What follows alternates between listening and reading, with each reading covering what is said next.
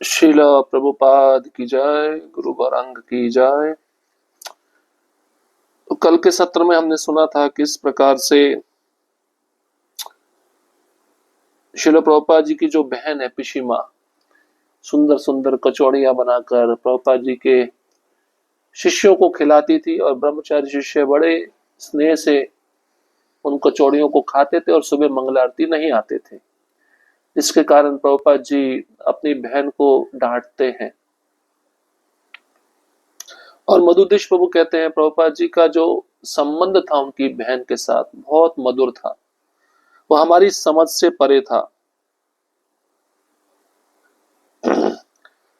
इस तरह से प्रभुपाद जी ये भी समझाते हैं कि जो भोजन होता है बहुत हल्का होना चाहिए, जिससे हम उस भोजन को ग्रहण करके सुबह मंगला आरती के लिए उठ सके। इसके पश्चात प्रभुपाद जी ने हमको सिखाया कि गुरु की व्यास पूजा कैसे मनाई जानी चाहिए। जब शिष्यों ने प्रभुपाद जी की व्यास पूजा के लिए कुछ भी सामान इकट्ठा नहीं किया था, कोई पुष्प नहीं, कोई आरती नहीं, कोई भोगा नहीं और कोई ऑफरिंग नहीं, तो प्रभुपाद जी बड़े क्रोधित हो गए। उन्होंने अपने शिष्यों को समझाया एक गुरु का व्यास पूजा कैसे मनाया जाना चाहिए। और जब प्रभुपाद जी ने सब विधि बताई तो उन शिष्यों ने उत्साह पूर्वक उस उत्सव को मनाया, जिससे प्रभुपाद जी प्रसन्न हो गए। और प्रभुपाद जी ने कहा ये तुमको भूलना नहीं है, जीवन भर याद रखना है।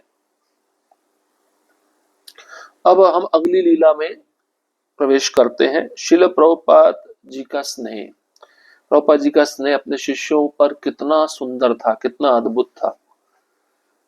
शुद्ध कीर्ति प्रभु, कई अवसरों पर शिल प्रभुपाद ने मुझे कुछ उपहार दिए। उनमें से एक घटना अत्यंत रोचक और स्नेहपूर्ण थी।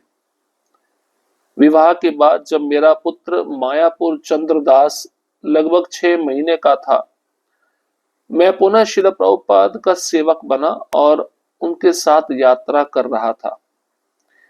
हम उस समय लॉस एंजलिस में थे। एक दिन प्रभुपाद ने मुझे अपने कमरे में बुलाया और कहा नंद कुमार को बुलाओ, मैं उससे मिलना चाहता हूं। मैं उन्हें ढूंढ कर लाया और कुछ समय बाद हम दोनों प्रभुपाद के कक्ष में प्रविष्ट हुए और दंडवत प्रणाम किया। मैं जैसे ही बाहर जाने को हुआ, प्रभुपाद ने कहा नहीं नहीं, मेरी सफेद थैली ले आओ। अब शुद्ध कीर्ति वो बताते हैं कि प्रभुपाद जी हमको समय समय पर कुछ गिफ्ट, कुछ उपहार देते थे। अब एक उपहार बड़ा अद्भुत उन्होंने दिया था, उसका वर्णन शुद्ध कीर्ति प्रभु कर रहे हैं। जब शुद्ध कीर्ति प्रभु का विवाह हुआ था और विवाह होने के बाद जब 6 महीने का उनका पुत्र था मायापुर चंद्रदास, तो प्रभुपाद जी के सेवक पुनः शुद्ध कीर्ति प्रभु बन गए थे और उन्हीं के साथ उनको यात्रा करनी पड़ती थी। तो शुद्ध कीर्ति प्रभु प्रभुपाद जी के साथ उस समय लॉस एंजलिस में थे और एक दिन प्रभुपाद जी ने उनको कमरे में बुलाया और कहा नंद कुमार को बुला कर लाओ, मैं उनसे मिलना चाहता हूं। अब शुद्ध कीर्ति प्रभु नंद कुमार प्रभु को ढूंढकर प्रभुपाद जी के पास लेकर गए। अब जैसे दोनों प्रभुपाद जी के कमरे में प्रवेश करते हैं, दंडवत प्रणाम करते हैं और शुद्ध कीर्ति प्रभु ने सोचा मेरा कार्य था उनको बुलाना, अब मेरा कार्य हो गया तो मैं कमरे से बाहर चला जाता हूं। जैसे ही शुद्ध कीर्ति प्रभु बाहर जाते हैं कमरे से, तो प्रभुपाद उनको कहते हैं नहीं नहीं, मेरी सफेद थैली को लेकर आओ।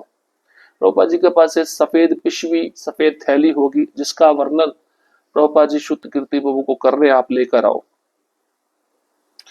प्रभुपाद की वह सफेद थैली बहुत विशेष हुआ करती थी। जब भी वे यात्रा करते, इस थैली में वे अपनी अति आवश्यक वस्तुएं रखते, जैसे भक्ति वेदांत बुक ट्रस्ट और मायापुर वृंदावन ट्रस्ट के बैंक बुक्स, उनके डेस्क की व्यक्तिगत वस्तुएं, किसी शिष्य द्वारा दी गई एक गोल्ड क्रेस्ट पेन, चांदी की तिलक डिबिया और थोड़ी बहुत धनराशि। मैंने वह थैली लाकर दी। प्रभुपाद ने उसमें से एक $50 का नोट निकाला और नंद कुमार प्रभु को दे दिया। फिर दूसरा $50 का नोट निकालकर मुझे दे दिया और बोले ये तुम्हारे बच्चों के लिए है। अब शुद्ध कीर्ति प्रभु कहते हैं जो सफेद थैली थी प्रभुपाद जी की बहुत विशेष थी। कुछ आवश्यक वस्तुएं प्रभुपाद जी उस थैली में रखते थे, जैसे बैंक की कुछ बुक्स हैं और एक शिष्य ने उनको सोने का पेन दिया था। वो पेन उस सफेद थैली में रहता था और चांदी की जो डिबिया थी तिलक की, आज भी वह वृंदावन के संग्रहालय में है। तो चांदी की डिबिया जिसमें प्रभुपाद जी तिलक रखते थे अपना, और कुछ धनराशि। तो प्रभुपाद जी ने अपना हाथ उस थैली में डालकर दो $50 के नोट निकाले। एक $50 का नोट उन्होंने नंद कुमार प्रभु को दिया और दूसरा $50 का नोट उन्होंने शुद्ध कीर्ति प्रभु को दिया और कहा यह आपके बच्चों के लिए है। नंद कुमार ने विनम्रता से कहा, नहीं श्रील प्रभुपाद, मैं आपसे यह नहीं ले सकता। प्रभुपाद ने तुरंत उत्तर दिया, ये तुम्हारे लिए नहीं है, ये तुम्हारे पुत्र के लिए है। इतना सुनते ही नंद कुमार शांत हो गए। प्रभुपाद यदि चाहते तो किसी की भी आपत्ति को तुरंत शांत कर देते थे, वह इसमें अत्यंत निपुण थे। नंद कुमार प्रभु बोले, नहीं नहीं, मैं ये $50 का नोट आपसे नहीं ले सकता। प्रभुपाद जी बोले, तुम्हारे लिए नहीं है, तुम्हारे पुत्र के लिए है, मैं तुम्हारे लिए दे ही नहीं रहा हूं। अब इतना सुनते ही नंद कुमार बाबू चुप हो गए। तो प्रभुपाद जी बहुत निपुण थे किसी को शांत करने में। इस तरह से प्रभुपाद जी का स्नेह अपने शिष्यों पर था। गृहस्थों को दान देना चाहिए, किसको? सन्यासी को। यहाँ पे प्रभुपाद जी सन्यासी हैं और वह गृहस्थों को लक्ष्मी दे रहे हैं, उनके बच्चों के लिए। अब अगली लीला, कभी कुछ भी व्यर्थ नहीं जाने दिया। प्रभुपाद जी का एक सुंदर आदर्श हमें सीखना चाहिए। कोई भी वस्तु हो वह उसको बर्बाद नहीं होने देते थे, उसको कृष्ण की सेवा में लगाते थे। बहुत सुंदर लीला है, ध्यान से सुनिए। शुद्ध कीर्ति बाबू कहते हैं, ये घटना भक्ति वेदांत मैनर की है। जहां मैं शिल प्रभुपाद को मालिश कर रहा था, हम उनकी देह पर प्रायः सरसों का तेल लगाते थे और उनके सिर पर चंदन का तेल, जब तक कि वह अस्वस्थ ना हो। यदि वे बीमार होते तो उनके सिर पर कोई ठंडा तेल नहीं लगाया जाता था। कभी कभी मालिश के दौरान वे कहते थे, सरसों के तेल की ढक्कन बंद कर दो। तो प्रभुपाद जी उस समय लंदन में थे, भक्ति वेदांत मैनर में थे, जहां पर शुद्ध कीर्ति बाबू कहते, मैं प्रभुपाद जी का मालिश कर रहा था। अब प्रभुपाद जी के शरीर पर सरसों का तेल लगाया जाता था और सिर पर चंदन का तेल लगाया जाता था जब वे बीमार नहीं होते थे। और जब प्रभुपाद जी बीमार पड़ जाते थे तो सिर पर कोई भी चंदन का तेल नहीं लगाया जाता था, क्योंकि चंदन का तेल ठंडा होता है। और कभी कभी मालिश के समय प्रभुपाद जी शुद्ध कीर्ति वो कहते थे, सरसों के तेल का जो बोतल है उसका ढक्कन बंद कर दो, कहीं गिर ना जाए। एक दिन हम कमरे में अकेले थे, मैं उनके पीछे बैठा था और उनके सिर में चंदन का तेल मल रहा था। इसके बाद मैंने उनकी पीठ पर सरसों का तेल लगाया, जो एक छोटी शीशी में था, और मैंने उसका ढक्कन नहीं लगाया था। जब मैं खड़ा होकर दूसरी ओर जाने लगा तो गलती से वह शीशी लुढ़क गई और सारा सरसों का तेल जमीन पर फैल गया। उसी क्षण प्रभुपाद पलटे और बोले, सरसों के तेल की ढक्कन क्यों नहीं लगाई? तुम कितने मूर्ख हो। जब तुम 80 वर्ष के हो जाओगे तब बुद्धिमान बनोगे। फिर बोले, एक कटोरी लेकर आओ। मैं तुरंत दूसरे कमरे में दौड़कर एक कटोरी ले आया। फिर प्रभुपाद और मैंने अपने अपने हाथों से जमीन पर गिरे हुए सरसों के तेल को समेटकर उस कटोरी में रख दिया। उन्होंने कहा, अब इस तेल से मेरी मालिश करो। अब शुद्ध कीर्ति बाबू कहते हैं, एक दिन क्या हुआ, श्रील प्रभुपाद जी और मैं कमरे में अकेले थे और मैं उनकी मालिश कर रहा था। मैं उनके पीछे बैठा था, उनके सिर पर चंदन का तेल लगा रहा था। इसके बाद मैंने उनके शरीर पर, पीठ पर सरसों का तेल लगाना शुरू किया, जो एक छोटी सी शीशी में था सरसों का तेल। और उस सरसों के तेल का जो शीशी था उसका ढक्कन लगाना मैं भूल गया। और जब मैं खड़ा होकर दूसरी ओर जाने लगा तो गलती से मेरा पांव शीशी को लगा, शीशी लुढ़क गई और सरसों का तेल जमीन पर फैल गया। उसी समय प्रभुपाद पलटे और बोले, मैंने तुमको कहा था सरसों के शीशी का ढक्कन लगाने के लिए, तुमने ढक्कन क्यों नहीं लगाया? तुम कितने मूर्ख हो। तुम 80 साल के हो जाओगे तब तुम बुद्धिमान बनोगे क्या? जाओ अब जल्दी से कटोरी लेकर आओ। तुरंत शुद्धकीर्ति प्रभु दौड़ कर गए, दूसरे कमरे से कटोरी लेकर आए। प्रभुपाद जी और शुद्धकीर्ति प्रभु ने अपने हाथों से जमीन पर जो सरसों का तेल गिरा था उसको समेट कर कटोरी में रख दिया। अब प्रभुपाद जी ने शुद्धकीर्ति प्रभु को कहा, जो ये तेल गिरा था इसी तेल से मेरा मालिश करो। तो शिष्य ऐसा भी सोच सकता है तेल गंदा हो गया, गुरु के शरीर पर नहीं लगाना चाहिए, लेकिन प्रभुपाद जी किसी भी वस्तु को व्यर्थ नहीं जाने देते थे। यह उनके दिव्य स्वभाव का एक और अद्भुत पक्ष था। श्रील प्रभुपाद कभी भी किसी भी वस्तु को व्यर्थ नहीं जाने देते थे। जो कुछ भी लिया जाए उसका पूर्ण उपयोग किया जाना चाहिए, चाहे वह तेल हो या महाप्रसाद।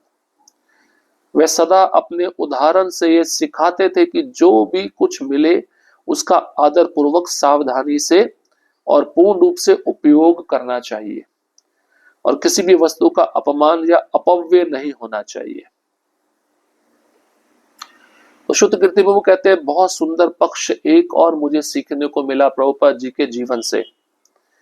प्रभुपाद जी किसी भी वस्तु को बेकार या व्यर्थ नहीं जाने देते थे। जो कुछ भी लेते थे उसका पूर्ण रूप से उपयोग करते थे, चाहे वह तेल हो या महाप्रसाद हो। वे सदा अपने उदाहरण से हमें सिखाते थे कि कुछ भी मिले, चाहे छोटी वस्तु हो बड़ी वस्तु हो, उसका आदर पूर्वक सावधानी से भगवान कृष्ण की सेवा में उपयोग किया जाना चाहिए। किसी भी वस्तु का अपमान या अपव्यय नहीं होना चाहिए। अगली लीला है सबको महत्व देना, श्रील प्रभुपाद की कोमल दृष्टि। मधुदेश प्रभु कहते हैं, श्रील प्रभुपाद के लिए कोई भी व्यक्ति तुच्छ नहीं था, निम्न नहीं था। एक बार एक भक्त ने अपने पिता को प्रभुपाद से मिलवाते हुए कहा, ये मेरे पिता हैं, ये ठीक है, लेकिन भक्त नहीं है। प्रभुपाद ने तुरंत कहा, नहीं, एक अच्छा फल कभी भी बुरे बीज से उत्पन्न नहीं हो सकता। इस प्रकार प्रभुपाद ने उन्हें इतनी सुंदर सराहना दी, उस व्यक्ति को अपने पुत्र के श्रील प्रभुपाद के शिष्य होने पर गर्व और प्रसन्नता की अनुभूति हुई। कितना सुंदर प्रसंग है। तो मधुदेश प्रभु कहते हैं, प्रभुपाद जी कभी भी किसी व्यक्ति को तुच्छ या निम्न नहीं समझते थे। शुद्ध भक्त का, महाभागवत का ये दृष्टि होता है, वो किसी व्यक्ति में भेद नहीं देखता, ऊंच नीच नहीं देखता। तो एक बार एक भक्त अपने पिता को लेकर आए प्रभुपाद जी से मिलवाने के लिए। अब वह भक्त जब अपने पिताजी को मिलवा रहे थे, प्रभुपाद से परिचय दे रहे थे, तो उन्होंने प्रभुपाद जी को कहा, ये मेरे पिताजी हैं, ठीक है, लेकिन भक्त नहीं है। प्रभुपाद ने जब ये सुना तो प्रभुपाद ने कहा, नहीं, ऐसा नहीं हो सकता। एक अच्छा फल कभी भी बुरे बीज से उत्पन्न नहीं हो सकता। अच्छा फल क्या है? पिता। और बीज क्या है? वह पुत्र। तो प्रभुपाद जी कहते हैं, आपके पिताजी अच्छे हैं, इसी कारण से तो आप उनसे जन्म लिए। तो अच्छे फल से कभी बुरा बीज उत्पन्न नहीं होता। आप भक्त बन गए, आपके पिता नहीं है, ऐसा नहीं कहना चाहिए। उनकी परमिशन है, उनकी आज्ञा, तभी तो आप भक्ति कर रहे हो ना। इस प्रकार जब ये बात उस भक्त के पिता ने प्रभुपाद जी के मुख से सुनी तो वह पिता प्रभुपाद जी की सराहना करने लगा। किस प्रकार से प्रभुपाद जी, उसने कहा कि मुझे गर्व है कि मेरा पुत्र आपका शिष्य है, और मुझे प्रसन्नता की अनुभूति हुई। तो प्रभुपाद जी हर एक व्यक्ति का दिल जीतना भी जानते थे।